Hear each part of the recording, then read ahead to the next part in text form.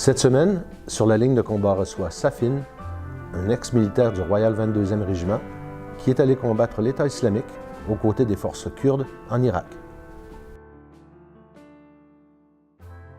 Bonjour Safin. Salut. Merci beaucoup de nous accorder cette entrevue, c'est très gentil de votre part. Merci. Avant d'entrer dans le vif du sujet pour parler de votre participation aux côtés des Kurdes en Irak pour combattre l'État islamique, j'aimerais qu'on revienne un peu sur votre carrière militaire. Vous êtes un ancien du Royal 22e Régiment. Oui. Qu'est-ce qui vous a amené au départ à vous... qu'est-ce qui vous a motivé à vous enrôler? Moi, depuis très jeune, j'ai toujours vraiment une fascination pour ce qui est militaire, l'armée. J'ai été quelqu'un qui s'est très documenté sur la guerre du Vietnam, notamment. Et puis, depuis ma tendre enfance, j'ai toujours voulu être un soldat, donc je suis allé de l'avant avec vraiment l'infanterie, le 22 et ainsi de suite. C'était prédestiné, c'était comme ça que je le voulais. J'avais une attirance vers la vie militaire. Puis vous avez passé quelques années dans l'armée? Oui. Quelques missions? Oui. Il y a du Golfe, Yougoslavie. Puis j'étais en Allemagne au 1er bataillon. Puis qu'est-ce qui fait que, en étant motivé à entrer dans l'armée, en ayant fait quelques missions, qu'est-ce qui fait qu'on en sort? Bon, l'état de l'armée canadienne, ou la réalité en 95, 96, 97 était telle que, bon, on avait beaucoup moins de ressources après ces missions-là. Je me souviens pas du gouvernement à l'époque qui était au pouvoir, mais c'était beaucoup plus difficile. C'était le gouvernement de Jean Chrétien qui n'était pas très pro-militaire. Pas trop pro-militaire. Puis moi, je me suis toujours informé par rapport à ça. Je regardais les politiques un peu en termes de ministère de la Défense du gouvernement fédéral. Et je crois que c'était des moments, fin des années 90, fin des années 90, un moment difficile pour l'armée canadienne. Hein. Les sous-effectifs, les équipements vieillissants et ainsi de suite. Donc c'est comme si on me donnait pas on me donnait pas le... Comment on dit? Ça vous a démotivé? Oui, ça m'a démotivé. Et puis, le niveau des salaires était beaucoup plus bas qu'ils sont aujourd'hui. Et j'avais un enfant, et puis on est revenu au Canada. La réalité économique au Canada était bien différente que lorsqu'on était en Allemagne. Puis j'avais d'autres qualités, donc j'ai décidé de quitter. Puis on vous a diagnostiqué un choc post-traumatique à la sortie? Non. On m'a diagnostiqué CSPT en 2004-2005. En 2004, OK. Un peu plus tard. Oui. Puis est-ce que vous avez reçu de l'aide à ce moment-là? Au moment de... Absolument. Oui. Les anciens combattants, ils font... pour moi, les anciens combattants font un travail vraiment exceptionnel. Ils sont présents, ils sont là, ils aident, ils ont des programmes en place. Clinique TSO, total gestionnaire de cas, psychothérapie, psychologue, et ainsi de suite. Moi, j'ai absolument rien à redire sur l'aide donnée par anciens combattants puis la manière qu'ils m'ont traité, moi. Puis à votre sortie de l'armée, vous avez gardé des contacts avec d'anciens collègues? Oui, bon. Vous avez continué de vous intéresser, évidemment, à ce qui se passait dans le monde? Absolument, mais là, on n'était pas dans l'ère de Facebook et tout ça, donc c'était plus difficile de garder contact, il fallait que tu te téléphones. Mais oui, j'ai toujours gardé contact, puis j'ai toujours resté dans la région de Québec, donc j'ai toujours été influencé. Il y a quand même un grand nombre de militaires dans la région de Québec, des gars du 22, là, les 3 bataillons sont à Valcartier, donc ouais, je me suis toujours intéressé, et puis j'ai regretté longtemps d'avoir sorti, en fait, pour la camaraderie, pour la fraternité, pour la job que ça faisait, l'attitude et ainsi de suite. Ça vous a pas tenté à un moment donné de revenir? Oui, j'ai failli rentrer fin 90, à la fin des années 90. Puis, je n'ai pas été au bout du processus. Par contre, quand sont arrivés les événements autour de l'État islamique, notamment le massacre de Sinjar, en août 2014, là, vous vous êtes dit, il faut que j'y retourne. Ouais, je suivais... C'est arrivé comme un clic comme ça, ou ça a pris un certain temps avant que... Ben là, l'État islamique était présent déjà, si je ne m'abuse, fin 2013. Là. J'ai toujours été quelqu'un qui s'intéresse beaucoup au Moyen-Orient, puis les mouvements terroristes, puis l'intervention impérialiste de l'Ouest un peu partout, à dire que tout le monde est des satans puis des pas bons, là. C'est une autre discussion, bien sûr. Mais J'ai suivi là, leur progression et tout ça, puis j'ai vu bien sûr, là, après les différentes guerres qu'il y a eu en Irak, l'effondrement de ce pays-là. Et comment ils ont pris Mossoul en tirant pas une balle et ainsi de suite. Puis le massacre de Sinjar a été le moment là, décisif. Les Kurdes qui sont yazidis.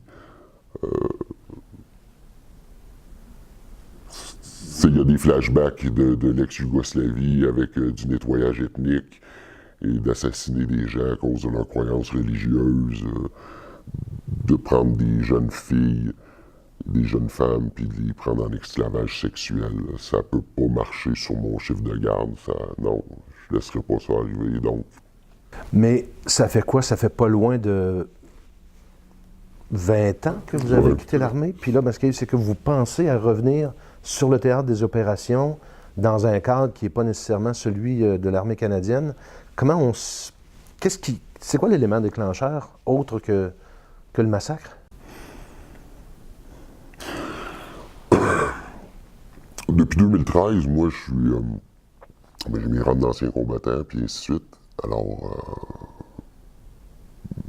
j'ai arrêté de travailler, et ainsi de suite. Et puis, comme j'ai dit, ça m'a toujours habité, ça, la vie militaire, puis l'infanterie. Puis j'ai des valeurs, tu sais, quelles sont les lois qui me régissent? Mais les lois qui me régissent, c'est l'honneur, c'est la fidélité, c'est le courage. Suite aux événements des Balkans, puis de l'ex-Yougoslavie, où est-ce qu'il y avait des camps de viol, j'ai toujours trouvé ça très difficile. Ça m'a toujours interpellé. Et puis, si je pouvais mettre mes valeurs et ma personne au profit d'essayer d'endiguer puis d'enrayer l'islam qui est extrême tel que prôné par l'État islamique, eh bien, je pouvais pas refuser puis dire non à ça. Alors, Quand on pense revenir sur le théâtre d'opération au front, on a besoin, comme on dit, d'un certain entraînement, d'une certaine préparation mentale. On a besoin de conseils de gens qui ont été sur le terrain. Comment ça s'est fait entre réfléchir à ça puis partir? Ben, mes réflexes d'infanterie m'ont jamais quitté, en fait. J'ai toujours été... c'est un peu drôle, mais je marche dans le bois comme si j'étais en patrouille de combat, là, donc... Mes réflexes m'ont jamais quitté. C'est certain que j'ai fait des petits refreshs au niveau des armes. Je me suis entraîné physiquement à la marche, avec un sac à dos plus qu'un peu de la course. J'ai regardé sur les cartes les différentes factions et ainsi de suite, qu'est-ce qui se passe. Je me suis informé auprès d'un gars qui était déjà allé, qui c'est grâce à lui que j'ai réussi à me joindre au premier groupe que je me suis joint en novembre 2016. Travailler sur mon état d'esprit, le mental, comment il fonctionne, et ainsi de suite, puis me positionner, puis poser des questions à savoir pourquoi je vais là, en fait. Est-ce que je m'en vais là pour la gloire, puis je vais être reconnu, je m'en vais-tu là vraiment, comment on dit ça en français, vraiment en s'oubliant soi-même, et vraiment pour une mission d'abnégation, être un combattant de la liberté. Ben moi, être combattant de la liberté ou freedom fighter, comme ils nous appelaient là-bas, ben moi, ça me va, ça me convient. Et puis, j'ai mis toutes ces choses-là. Ça a pris 6 mois quand même là, de travail dans ma tête, de contact, de ci, de ça. Avant de peser sur le piton scène là, pour t'acheter le billet d'avion, il y a eu un 6 mois, donc d'hésitation, j'avance, je recule, oh non, je peux pas faire ça, voyons donc, j'ai peur, et ainsi de suite. Ben, finalement, je suis allé. Septembre 2015, octobre 2015, à peu près que vous êtes parti. Novembre 2000. Novembre 2015? 2015. OK. Et puis, à ce moment-là, racontez-nous un petit peu comment vous vous rendez là-bas. Ben, je fais un stop à Marseille, Paris-Marseille. Je reste 3-4 jours à Marseille pour battre le décalage horaire. Je voulais pas arriver là avec 8-9 heures de décalage horaire. Et ensuite de ça, je fais un vol Marseille-Munich et Munich-Sulimani. Qui est dans l'est de l'Irak. Oui, qui est au nord-est de l'Irak, à l'est, dans la région du Kurdistan autonome. Et puis... C'est quoi les premières impressions quand on arrive là? Je suis arrivé tard dans la nuit. Ben là, tu te dis que t'es en Irak, hein? Oui, ben c'est ça, c'est... Là, tu te dis que t'es en Irak, t'es tout seul avec ton sac à dos, là, tu te dis ouf. C'est pas comme un voyage de De jeune, là, à 15-20 ans, là. Non, c'est pas un backpack trip, puis surtout, ben, t'as pas de chaîne de commandement, là. C'est pas l'armée canadienne où ce que là, ils t'attendent. Il y avait un Américain qui était un Freedom Fighter aussi qui m'attendait. Lui, ça a été mon body pendant à peu près un mois. Et puis là, ben, il m'a pris, là, on est allé à un hôtel à Sulimani 2-3 jours, puis après ça, on s'est rendu à la base. Ça m'a aidé beaucoup, là, au lieu À Kirkuk? d'arriver à froid. Ouais, à Kirkuk, ben, à peu près à 20 km, 30-40 km au sud de Kirkuk, c'est Dakuk. C'est vraiment à la frontière du Kurdistan, le gouvernement régional du Kurdistan et l'Irak. Est-ce qu'il y avait beaucoup de gens comme vous qui venaient du Canada ou de plusieurs pays qui combattaient ou qui s'enrôlent, dans le fond, avec les Kurdes? Ben, il y en a beaucoup. Je ne les ai pas tous rencontrés, mais il y en a beaucoup. Mais moi, ceux que j'ai rencontrés, Américains, Français. Français ou Kurdes français? Non, Français de France. Français de France, OK. Ça, j'ai été beaucoup avec des Français de France. Il y avait un contingent. Il était 8-9 dans une base un petit peu à côté d'où j'étais, là. Ça s'appelait la 9e brigade. J'ai juste rencontré des Américains et des Français, puis j'ai croisé les forces spéciales canadiennes. Mais eux autres sont dans l'armée canadienne. Puis vous vous préparez à ce moment-là à vous en aller vers Sinjar?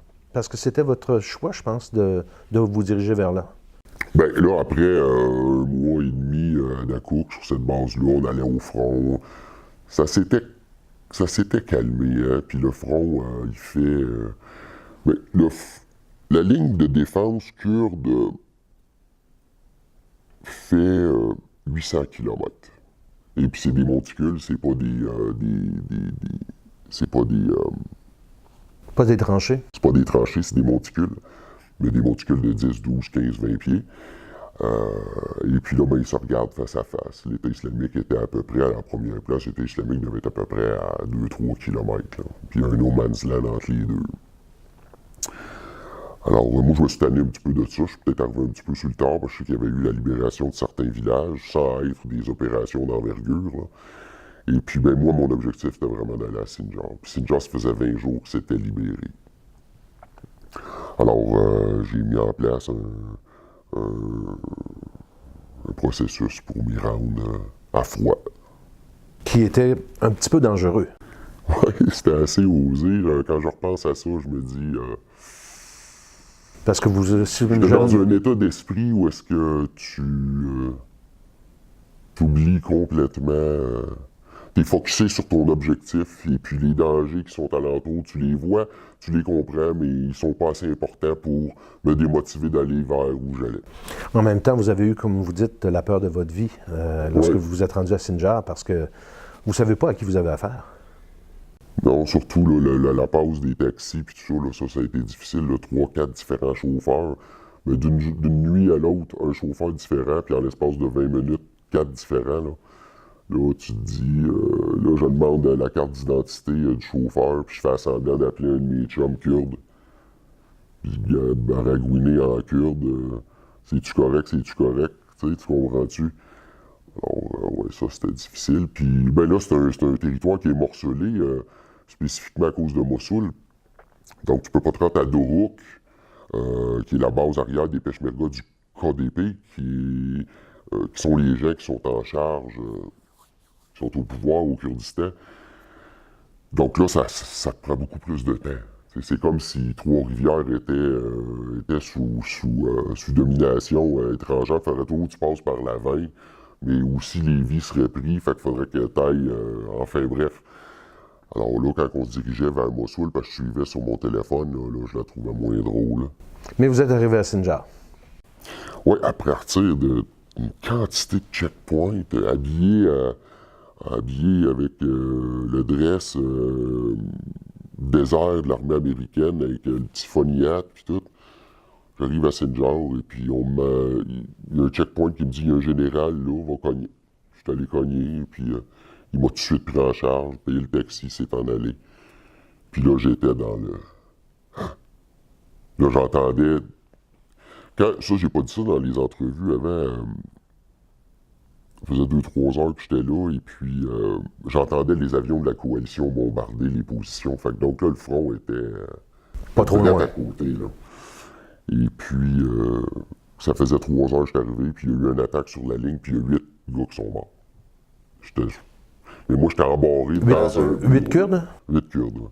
Moi, j'étais embarré dans un bureau avec 2 gardes, parce que le général est parti avec son aide de camp pendant cette attaque-là. Comment on vous accueille? Très bien. Oui.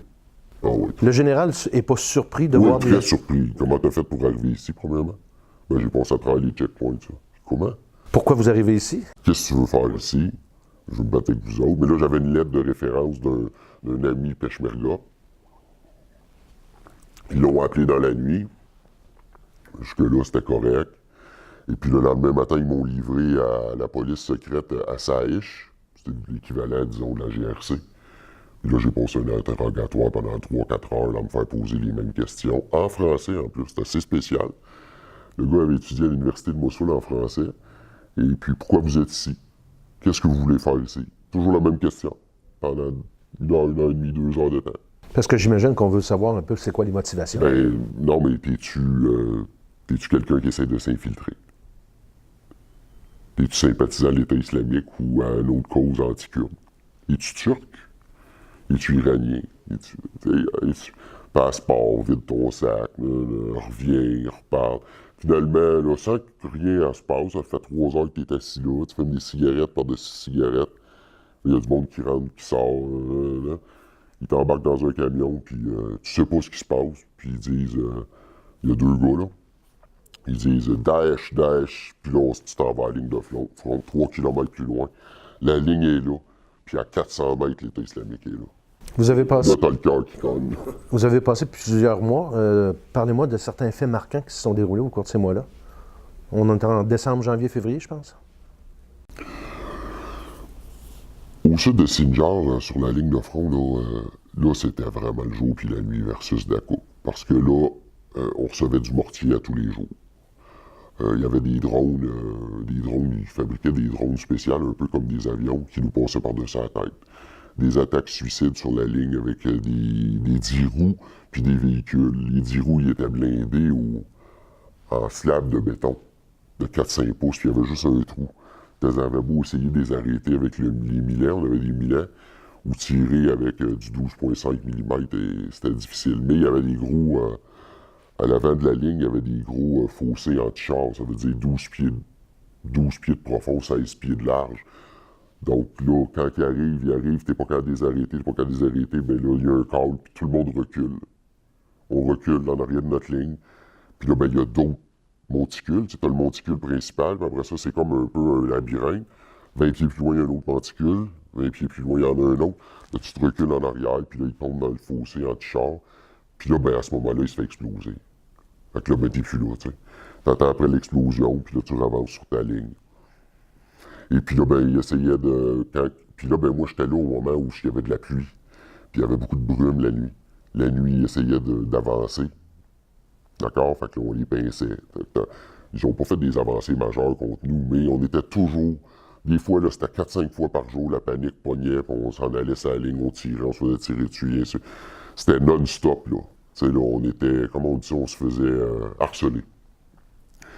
Puis ça a duré 3 mois. Non, ça a duré 1 mois et demi. 1 mois et demi. Ça a duré 1 mois et demi, et puis là, des fois, ben, on amenait des canons d'artillerie, 155 mm, on les bombardait pendant 2 heures de temps. Là, tu te dis, ben là, on va avancer. Ben non, on restait sur notre ligne. Ils ont une manière de faire la guerre très différente de nous, les armées occidentales, où est-ce qu'on avance, recherche et destruction, et ainsi de suite. On essaie de les déstabiliser. Eux, ils restent beaucoup sur leur position. Ça a l'air un peu comme de la guérilla, un peu comme en Afghanistan. Ouais, de la part de l'État islamique, oui. Puis les Kurdes, eux, c'est le style de Première Guerre mondiale. OK. Des avancées, là, par... Quand il y a des avancées, ben là, t'avances, puis t'avances tout le monde sur la route principale. Parce que tous les champs sont minés. Fait que là, t'avances à 1000, c'est la route principale. Là, tu peux pas tirer, ils sont en avant de toi, les gars. Parce qu'eux autres n'ont pas de forces armées, pas de forces aériennes, l'État islamique. C'est essentiellement de l'infanterie puis de l'artillerie. L'État islamique? Ouais. Ou les Kurdes? L'État islamique? L'État islamique? Ah, ils ont du mortier, ils ont... Tu sais, ils ont pas fait des avancées majeures contre nous, mais on était toujours... Des fois, là, c'était 4-5 fois par jour, la panique pognait, puis on s'en allait sur la ligne, on tirait, on se faisait tirer dessus. C'était non-stop, là. Tu sais, là, on était, comme on dit, on se faisait harceler. C'est ça. Non, il n'y a pas de. Ni les Kurdes n'ont pas de force aérienne, mais les Kurdes, ben, il y a la coalition internationale. Alors, sur notre tête, sur la ligne de front, 24 heures sur 24, il y a un avion qui tourne par-dessus. Puis sur des vidéos, là, t'entends. 24 heures sur 24. Et puis, le major, là, qui était souvent à côté de moi, parce que moi, j'étais au PC, OK? Mais il est là, puis lui, il a une tablette, satellite, ça, puis il cale les shots. Puis là, tu vois les avions arriver, ils bombardent, puis ils repartent. Ça doit être assez impressionnant. Ah, ça, c'est quelque chose, oui. Parce que dans le fond, les avions viennent, passez-moi l'expression, clairer le terrain pour vous permettre d'avancer. Mais on n'avance pas tout le temps. Hein? J'ai fait partie de 2-3 avancées, pas plus. On aurait pu avancer 50 fois. Là, mais ils resteraient sur leur position. L'objectif des Kurdes, finalement, c'est de reprendre les frontières historiques du Kurdistan. Aussitôt qu'ils arrivent aux frontières historiques du Kurdistan, ils s'arrêtent. Ça, c'est les Kurdes d'Irak, pas les Kurdes de Syrie. Comment est le moral sur la ligne de front? Bien, le soldat, le non-officier fait 10 jours on, 20 jours off.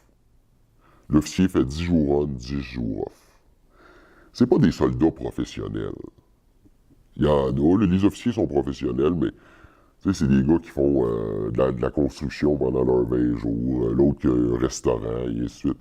Ils se battent pour leur pays. La motivation est élevée. C'est des gens qui ont extrêmement souffert, les Kurdes de tout, autant de Turquie, de Syrie, d'Iran ou d'Irak, et qui ont une riche histoire de soulèvement armé, disons, là, parlons de l'Irak, contre le gouvernement central de Bagdad dans le temps de Saddam Hussein et ainsi de suite. Et puis, bien sûr, là, dans l'histoire, il y a eu le génocide kurde en 88, le gazage de 5000 villages, et ainsi de suite. Ils ont essayé d'éradiquer, Saddam a essayé d'éradiquer finalement les Kurdes. Donc, c'est des gens avec je sais pas comment dire en français, mais une résilience. D'accord? Alors, pour eux, sauver leur pays, créer un pays qui est le Kurdistan, c'est important. Donc, le moral est assez bon parce que, finalement, outre les avancées de l'État islamique, ils n'ont pas eu de défaite, les Kurdes. À partir du moment où est-ce que les Peshmerga ont décidé de reprendre les territoires, ils ont toujours eu du succès. Et encore aujourd'hui. Et c'est les meilleurs militaires sur le terrain pour combattre l'État islamique. Puis vous, le Canadien qui est là, avec les Kurdes, il est comment le moral?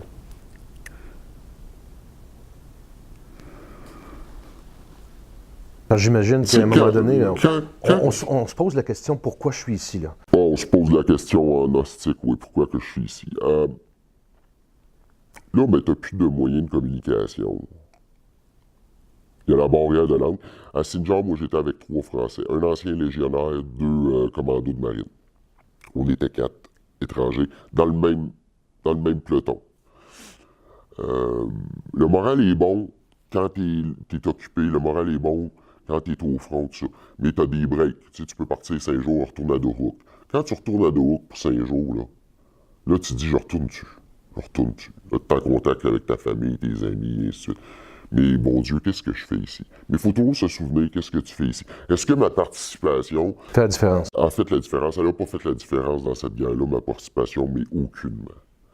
Toutefois, les Kurdes qui te voient, un étranger qui s'en vient joindre à eux, qui est prêt à mourir pour leur cause, qui est prêt à se battre pour leur cause, mais ça, c'est bon pour leur moral. Ils savent qu'ils ne sont pas tout seuls.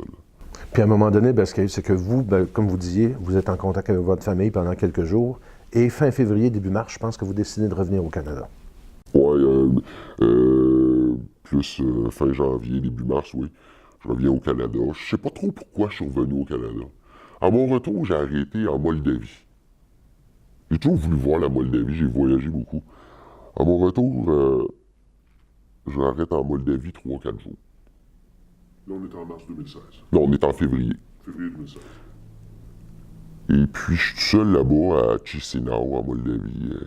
Là, je commence à déprimer, pas à peu près. Pourquoi je suis parti? J'aurais adoré retourner. Fait que là, je vais une coupe de brosse solide, et puis finalement, je reviens au Canada. Mais là, très, très déconnecté avec l'environnement au Canada. Environnement familial? Pas familial, là, mais mes enfants sont plus vieux, mais les amis, ton entourage immédiat, les choses à faire, aller à l'épicerie, mettre du gaz dans ton auto. Je dis, tout ça semble tellement anodin, inimportant versus la cause et le conflit qui a lieu, notamment dans cette région du globe. Il y en a d'autres. Moi, j'ai fait de ça ma cause, mais j'aurais pu embrasser d'autres causes. Elle me semble noble. Mais et puis là, ben, t'es important quand t'es sur la ligne de front. T'es un soldat, t'es fier, t'as une allure fière, tu poses des gestes courageux, tu te bats avec toi-même, c'est un défi, tout ça, tu reviens, il n'y a plus rien de tout ça. Là. Est-ce que l'armée canadienne ne nous manque pas dans ce temps-là? Une fois que tu as goûté à être combattant étranger, il y en a qui disent mercenaire, il y en a qui m'ont traité de mercenaire là, sur les réseaux sociaux. Mercenaire, si on s'entend qu'un mercenaire est payé pour faire ce qu'il fait, là, j'ai jamais été payé.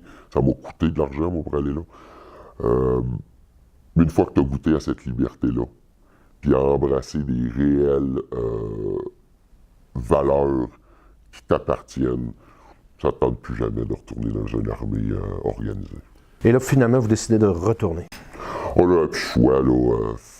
J'étais en contact avec eux. Il y a eu des attaques chimiques sur Sinjar contre la ligne. Là, j'étais en contact avec mes chums là-bas. Et puis. Donc, vous retournez quoi, en avril? Non, je retourne en mars. En mars. En mars. J'ai juste passé un mois et demi la deuxième fois. Il est arrivé une attaque très importante. Là, j'ai senti que j'allais mourir, ou que je pouvais mourir. Là. Bien sûr, je l'avais déjà senti avant. Mais là, quand tu vois des gars mourir à 300 mètres à ta gauche sur la ligne, parce que la ligne est immense, là. Hein, moi, je suis dans un peloton qui est le PC, qui couvre 200 mètres de la ligne. Mais ta voie continue à l'est, ta voie continue à l'ouest, puis là, il y a d'autres pelotons, là. Mais quand tu vois là, les gars à ta gauche, qui est un peloton de ta gang, mais que tu côtoies moins, parce qu'ils ont leur maison, on vit dans des maisons détruites, puis ça. Mais là, il y a eu plusieurs morts, puis tu vois les civières passer, puis tout. Là, tu te dis, là, bon, là, attends un peu, là. Vas-tu mourir ici? Fait que le deuxième Là, sujet. la chienne, elle m'a pogné. Ouais. Puis là, ben, je suis parti. Puis là, j'ai rapatrié très, très vite. Hein. Erbil, Beyrouth, Paris, Montréal, Québec. Fait que là, ça a pris 45 heures, là. Puis là, 45 heures plus tard, t'es à Québec. Là, ça donne un sérieux coup. Quelqu'un est venu me chercher. Une personne exceptionnelle est venue me chercher ce jour-là. Là, on est en avril-mai, à peu près. Bon, là, on est en avril. Et puis là, le syndrome de stress post-traumatique, la honte du survivant, l'anxiété, la dépression, les consommations de drogue et d'alcool, tout embarqué. Là, c'était ça a été la descente très, très, très, très, très basse. L'adrénaline qui retombait à zéro. Là, À zéro, puis j'ai toujours été un peu comme ça, mais c'est comme si je portais la douleur de ces... ce qui m'interpelle beaucoup, c'est ces jeunes femmes yézidis transformées en esclaves sexuels vendues sur les marchés de Mossoul et de Raqqa. Je les sens tellement, là. Je sens tellement cette... comment qu'on appelle ça? Cette détresse. Et c'est tellement inacceptable dans mon échelle de valeur que des hommes puissent poser des gestes comme ça, violer 20 fois avant midi, là. Assassiner ensuite. Là, à l'heure actuelle, on est le 7 juillet. L'armée, c'est-à-dire l'État islamique, est sur le point de tomber. Ouais. Le califat est à toute fin utile là, terminé. En Irak. En Irak. Les Kurdes ont le haut du pavé. Vous dites avoir adopté la cause kurde. Qu'est-ce que vous souhaiteriez faire maintenant? Peut-être, est-ce que vous avez gardé contact avec des gens là-bas? Oui, plusieurs, oui. Vous savez, là-bas, faire l'amitié là-bas est bien différente d'ici. L'amitié là-bas, elle est réelle. De t'inviter chez vous, là, puis de partager ta nourriture, puis c'est réel, là. C'est quelque chose, c'est ami à vie. Et c'est respect, là-bas, tu marches habillé en militaire avec ta patch du drapeau kurde, puis ta patch de bataillon, là. Je veux dire, le monde vient te voir, te prennent dans leurs bras, te photographient, ça n'a pas de bon sens. Alors, oui, en Irak, la chute de Mossoul devrait être dans j'aimerais ça dire dans quelques heures. Il en reste pas long, en tout cas. Après ça, il va rester à Ouidja et Tel Afar à libérer, mais ça, c'est sur le territoire irakien. Et les Kurdes sont déjà alentour de ces villes-là, donc ils préviennent là, la fuite vers, disons, le nord, l'est et l'ouest, dans le cas de Tel Afar. C'est un peuple qui... là, on pourrait reculer de plusieurs centaines d'années, mais restons dans le dernier siècle. 20e, 21e. Ouais, c'est un peuple qui est à cheval sur 4 pays, donc la Turquie, la Syrie, l'Irak et l'Iran, qui a été opprimé, assassiné, gazé, tué, réduit à un citoyen deuxième ordre dans leur propre pays. S'était fait promettre Un gouvernement régional. non, il s'était fait promettre un pays après les accords de Sykes et Picot après la Première Guerre mondiale, ce qui n'est pas arrivé. Mais en même temps, ces gens-là, une fois la guerre terminée avec l'État islamique, là, je veux dire que la vraie partie commence là, pour eux d'avoir une reconnaissance internationale. Ben là, il y a le Est-ce que- référendum le 25 septembre des Kurdes d'Irak. Les Kurdes de Syrie, présentement, contrôlent presque tout le Rojava, à part une petite partie que les Turcs s'amusent à foutre la merde. Raqqa va être pris dans quelques mois, selon moi. Alors, ils vont voter massivement, les Kurdes d'Irak, pour oui. Et c'est certain que Bagdad n'acceptera pas ça, ni la Turquie, ni l'Iran, ni la Syrie. Je crois qu'il y a plusieurs pays qui vont reconnaître internationalement, comme j'imaginerais que le Canada va probablement reconnaître les Kurdes. Les Américains, peut-être pas, là, parce que, bon, on les connaît, eux. Remarquez que ça pourrait prendre un certain temps, mais je reviens sur le citoyen Safin. Quand il voit, par exemple, que les Kurdes vont réussir à passer au travers, il a le goût de faire quoi?